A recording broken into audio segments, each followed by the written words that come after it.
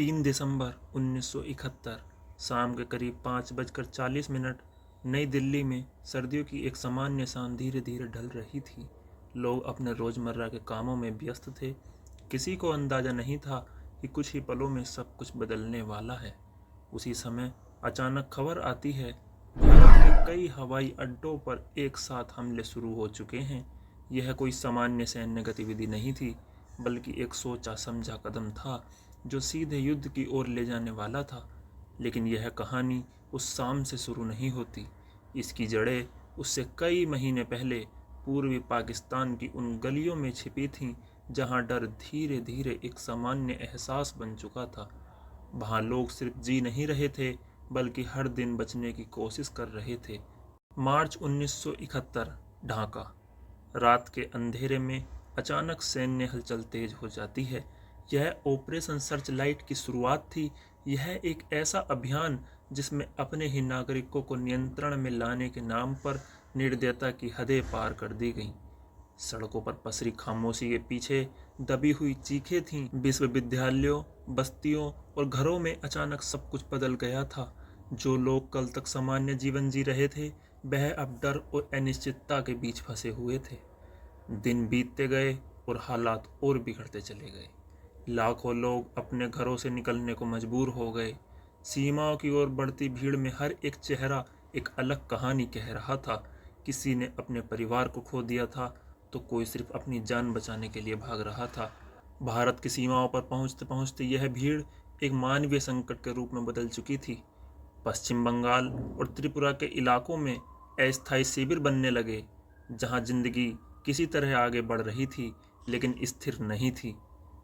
नई दिल्ली में हालातों पर नज़र रखी जा रही थी। इंदिरा गांधी के सामने यह सिर्फ एक राजनीतिक मुद्दा नहीं था, बल्कि एक ऐसी स्थिति थी जिसमें हर फैसला दूरगामी असर डालने वाला था। अंतर्राष्ट्रीय स्तर पर कोशिशें जारी थीं, लेकिन बड़े देश अपने अपने हितों में उलझे हुए थे।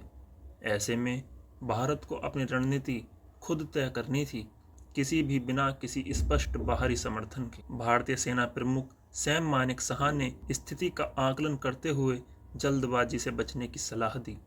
मौसम, भूगोल और सेना की तैयारी, हर पहलू को ध्यान में रखते हुए एक ऐसा संतुलित योजना बनाई जा रही थी। यह स्पष्ट था कि यह सिर्फ सीमाओं की लड़ाई नहीं होगी, बल्कि एक ऐसा व्यापक और जटिल अभियान होगा जिसमें हर कदम सोच समझकर उठाना जरूरी था। 3 दिसंबर के हमले के बाद स्थिति पूरी तरह बदल चुकी थी। अब यह संघर्ष खुलकर सामने आ चुका था।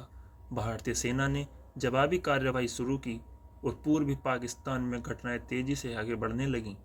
मुक्ति बाहिनी के साथ मिलकर भारतीय सेना ने ऐसे क्षेत्रों में बढ़त बनानी शुरू की जहां पहले पहुंचना मुश्किल माना जाता था। हर गुजरते दिन के साथ युद्ध का स्वरूप बदलता जा रहा था। छोटे कस्बों से लेकर बड़े शहरों तक हर जगह एक अलग ही स्थिति थी। आम लोग जो पहले सिर्फ इस संघर्ष के शिकार थे, अब उसी संघर्ष का हिस्सा बनने जा रहे थे। यह लड़ाई सिर्फ सीमाओं की नहीं थी, बल्कि पहचान और अस्तित्व की बन चुकी थी। ढाका की ओर बढ़ते कदम अब निर्णायक होते जा रहे थे। पाकिस्तानी सेना के लिए हालात कठिन होते जा रहे थे।